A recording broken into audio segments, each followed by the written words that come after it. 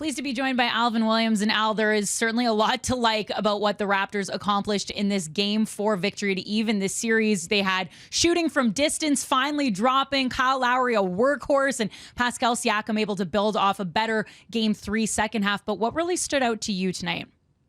93 points by the Boston Celtics.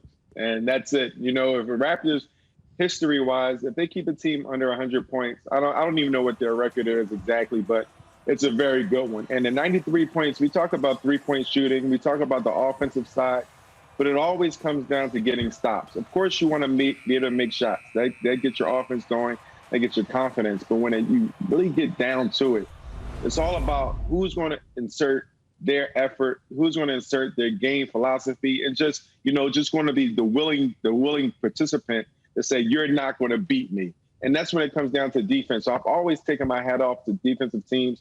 And this is just another case what the Raptors did tonight. They came out aggressive on both sides of the floor, but defensively, 93 points that they held the Celtics to is something that really stands out to me.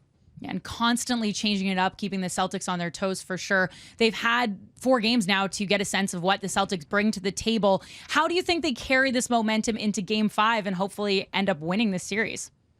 I mean, you continue approaching it the same way, the same energy, the same discipline, the same focus. Now, who's to say if another Marcus Smart moment may happen and someone hits 5 threes or Jaylen Brown isn't in a slump like he was in today or whatever the case may be. But the biggest thing is you got to come out with the same intensity. The difference of it is you're not going back to Toronto and you weren't going back to Boston down 0-2. So that aspect of the game and that approach is thrown out the window.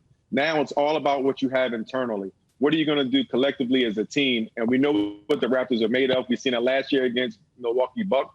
We've seen it again this year. Now, the biggest thing, can they win 2 more in a row and make it look like it's the actual sweep on the Raptors side?